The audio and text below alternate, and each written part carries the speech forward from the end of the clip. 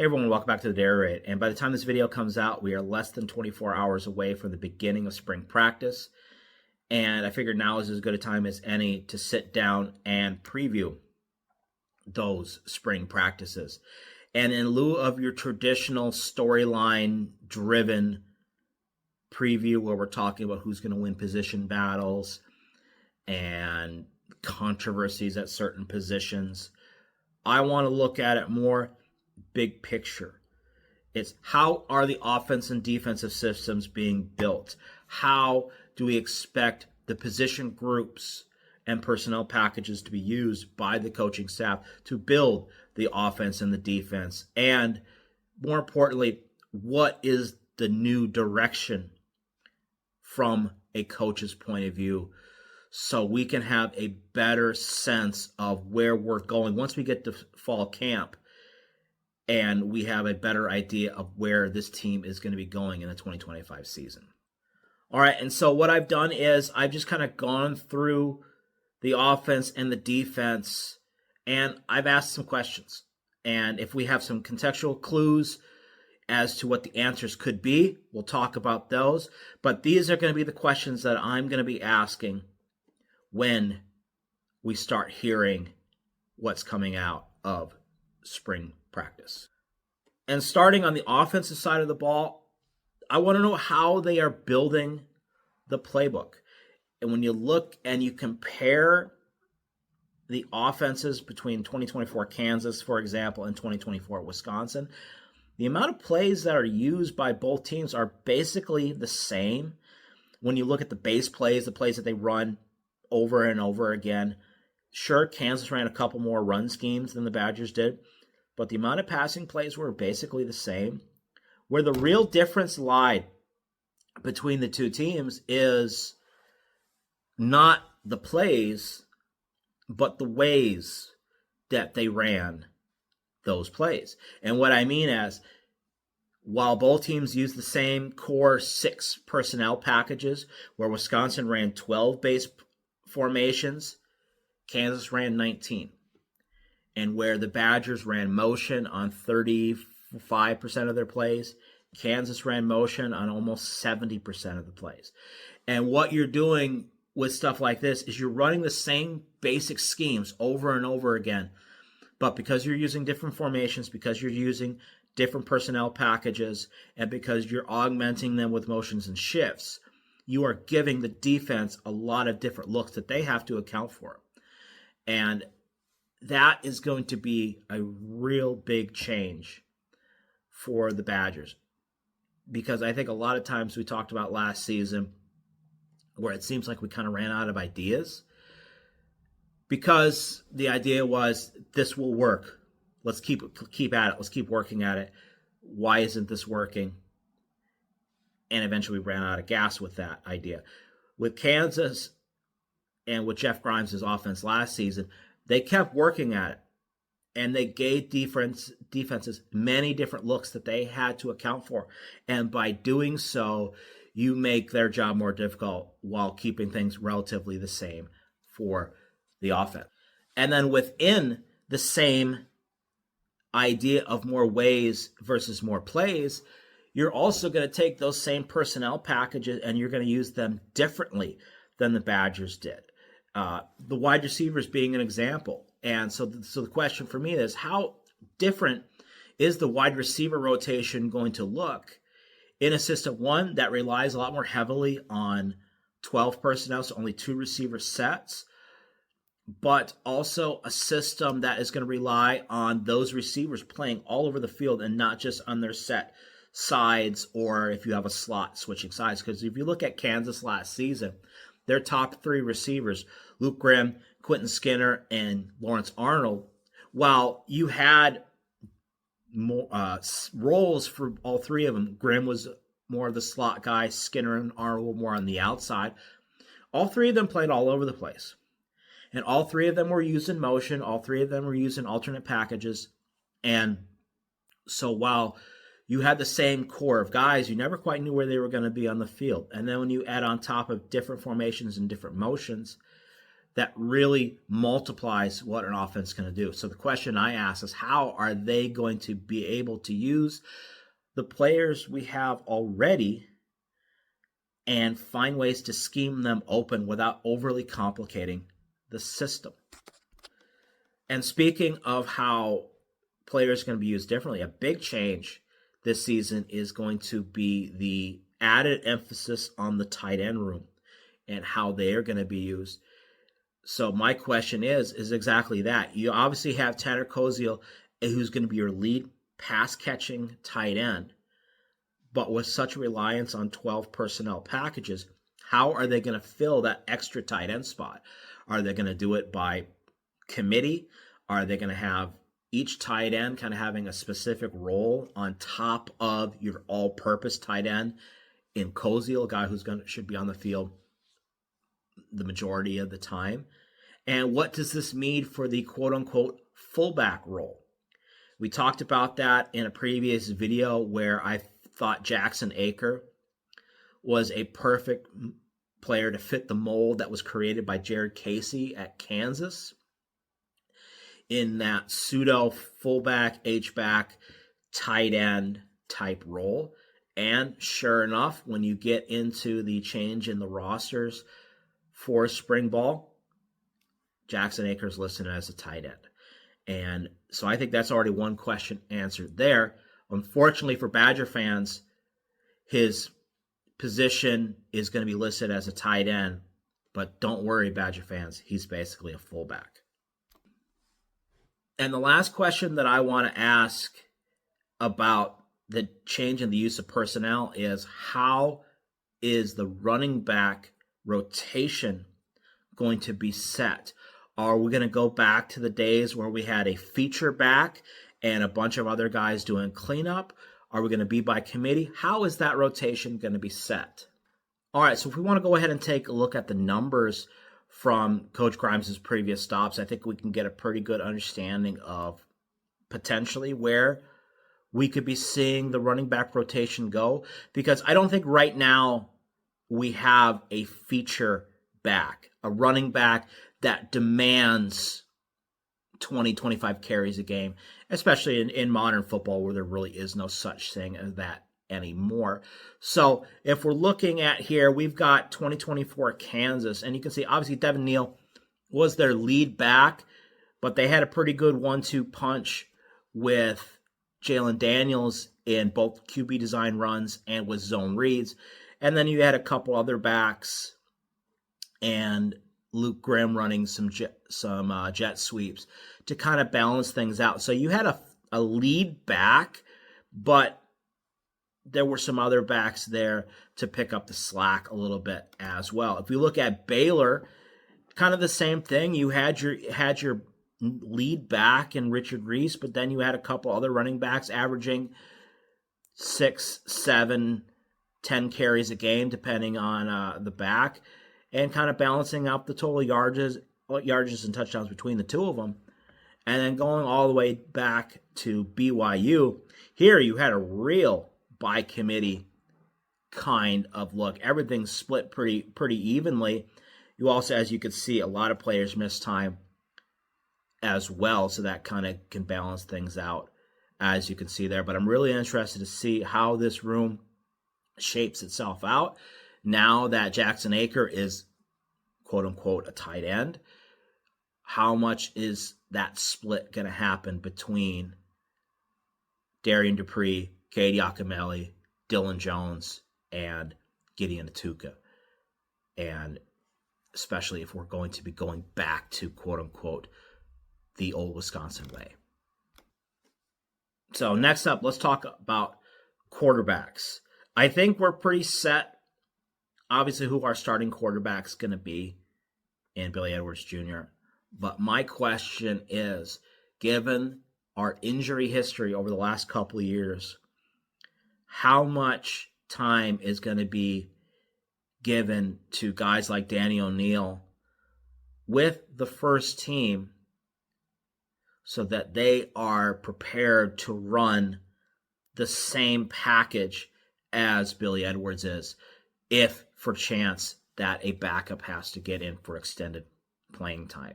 And obviously, it's difficult to plan for the worst, but spring ball is a perfect opportunity to get your reserve players, your key reserves, reps with the first team to not only prepare them for the inevitability of them stepping in to first team roles, but also to see what you have and maybe look towards building packages.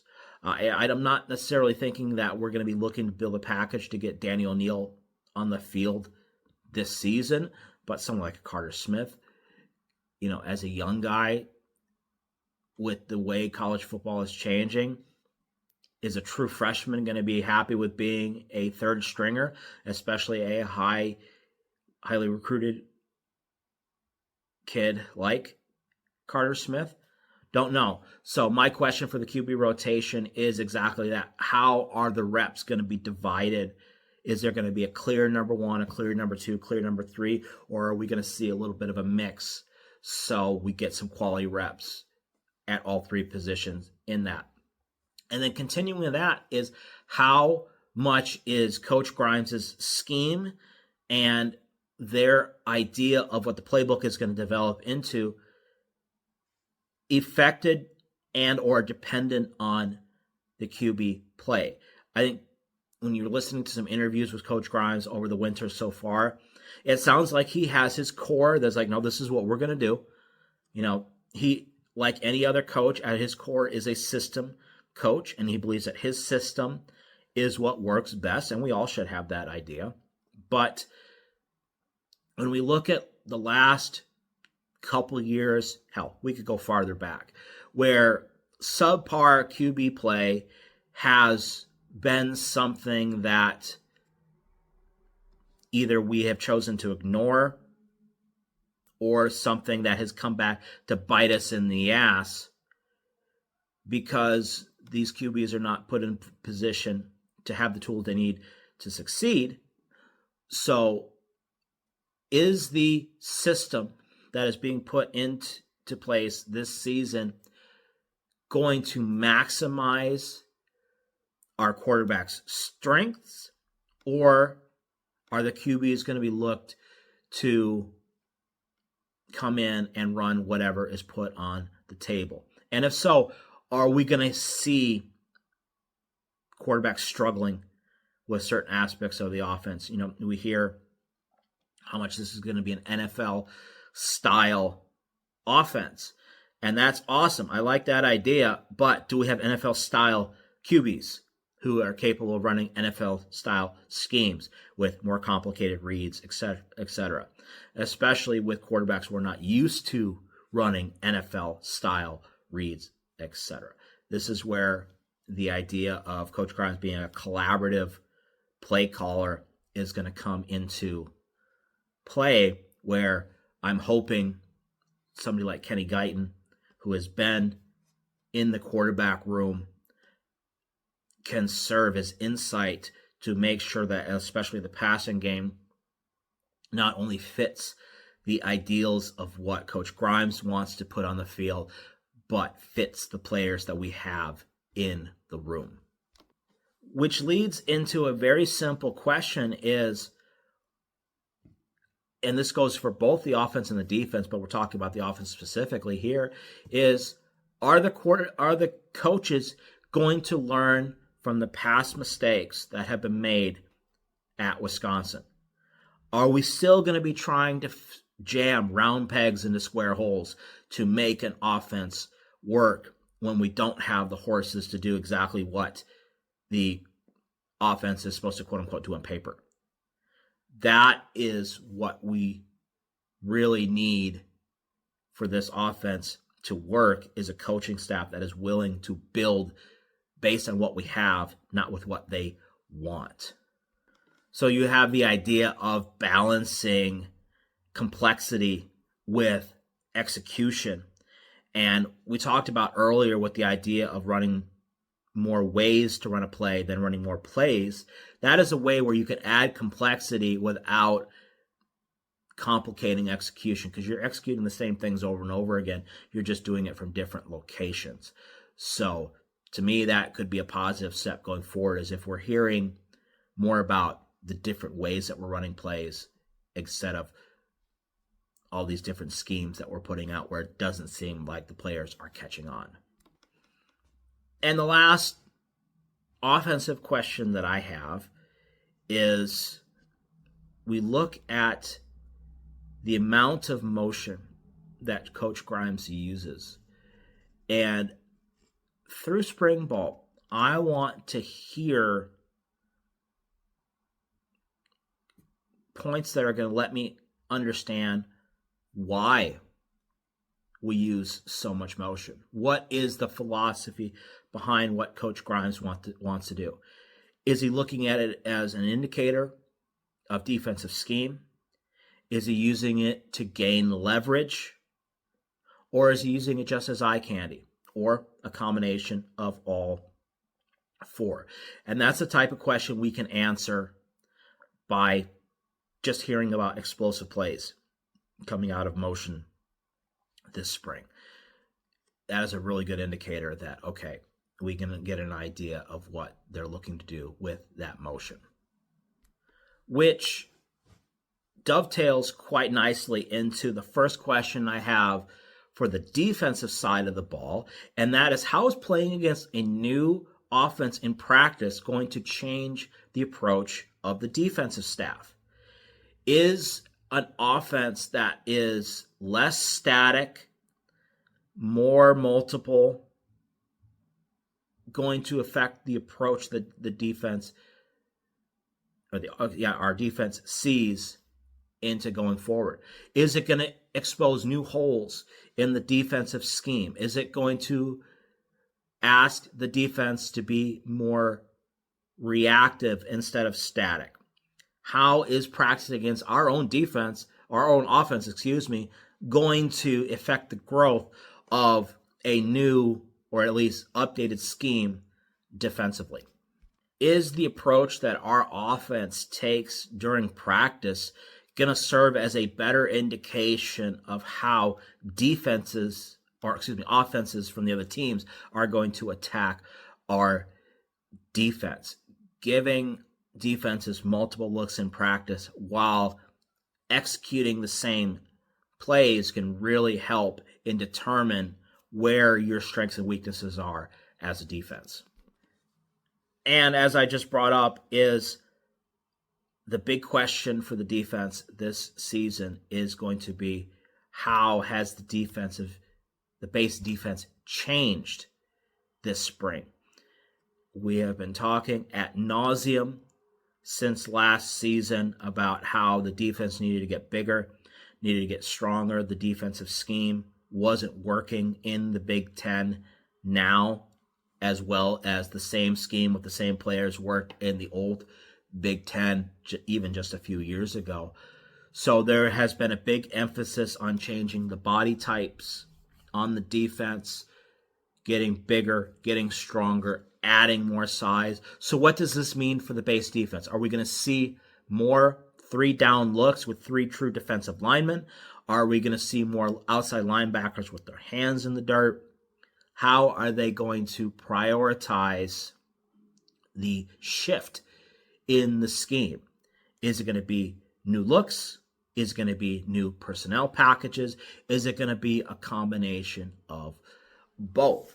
And one small indicator that we have gotten with what we can expect is just how some players on the roster are listed now. If you look at Christian Allegro on the new spring roster, he's listed as a linebacker. He's no longer just an inside linebacker. So what question does that bring up? It's like, well, what's the role of the linebacker in the 2025 defense? Does that mean that he is a linebacker without a true role? Is he going to play both up on the line? Is he going to play off the ball?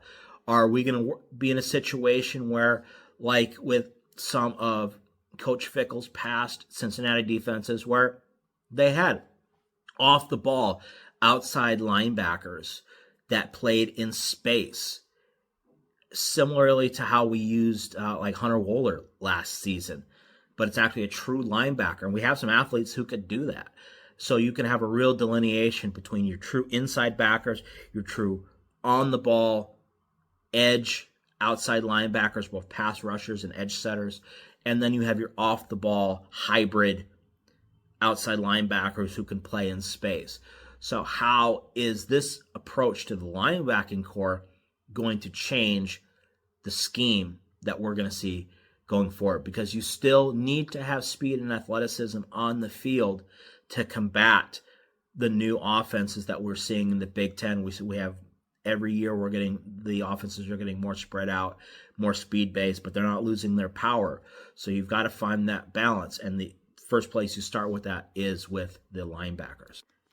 And with the positional change and the changes in body types that we've seen throughout this offseason, we're going to hear obviously about the change in the scheme, but then also how is the personnel packages and the groupings and the usage going to change for the Badgers?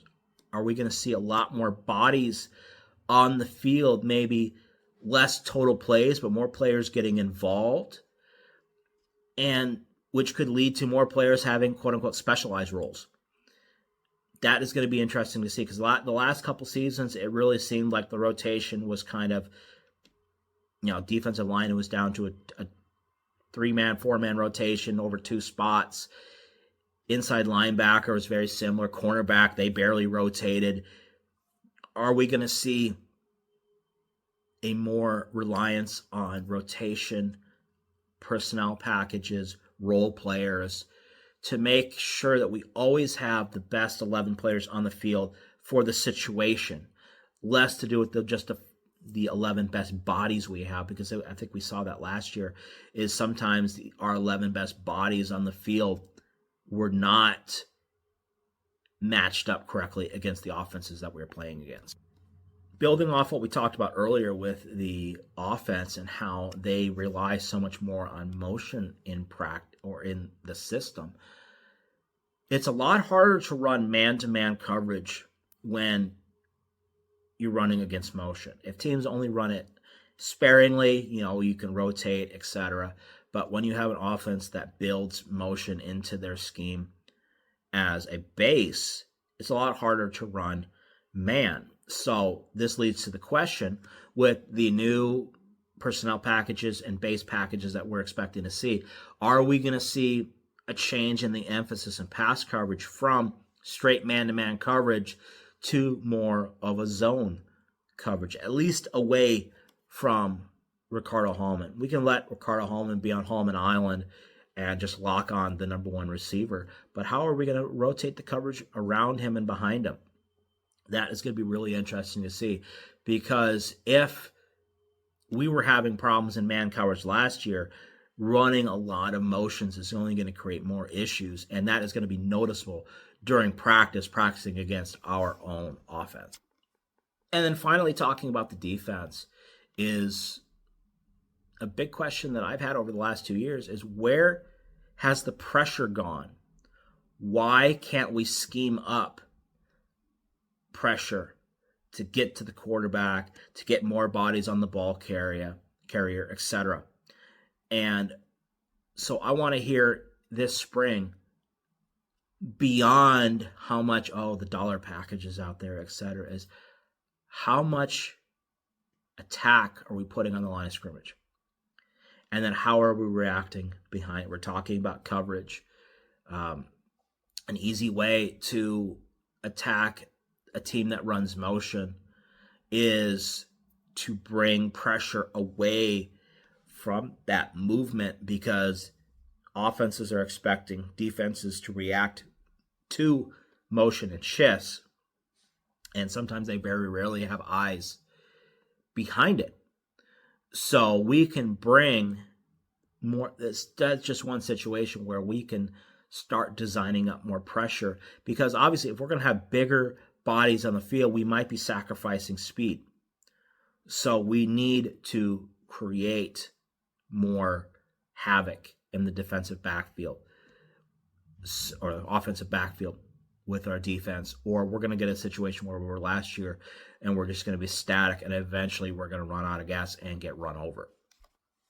All right, and wrapping things up here a little bit, got just a couple more questions kind of want to go through. These are more overall big picture things about the roster and the coaching staff.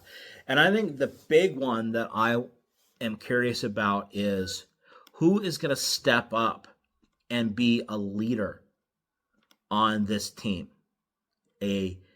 Both a lead by example and a vocal leader. You know, we've had that with Hunter Wohler for the last couple years, and that wasn't enough. You know, he was the leader of the guys who bought in, but there were so many of the older guys who didn't buy in and let their frustrations be known, both with their play on the field and their body language, etc. But in year 3, this roster is going to be the majority, quote unquote, Fickell's guys. And so by now, these players have bought in. But not only do they have to show it on the field, but we've got to hear that they're buying in. And we have to see that players are stepping up in leadership roles. And who are those players going to be? You know, I have my guys that I want to speculate would do that, but I want to see on the field, who are they going to be?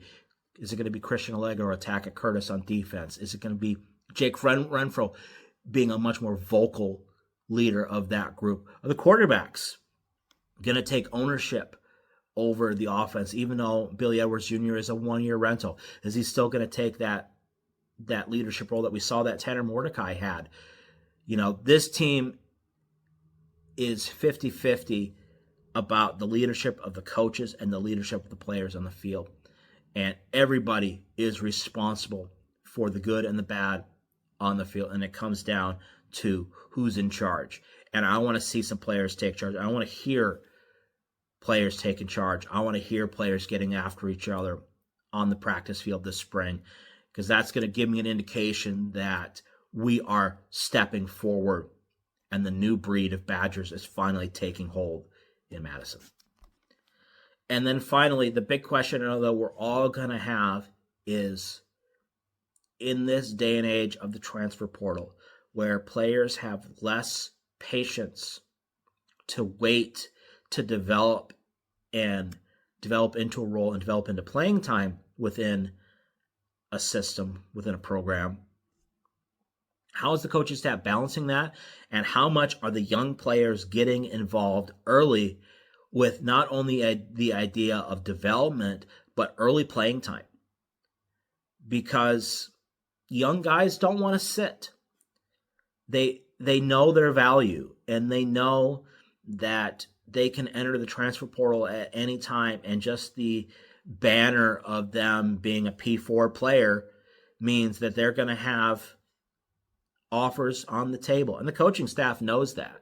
So a young guy like Nicholas Clayton, who is undersized as an outside linebacker, but is immensely talented and has the raw skill set to be a playmaker, but doesn't have the body type to be a role player in a college defense. How is a guy like him going to get on the field early?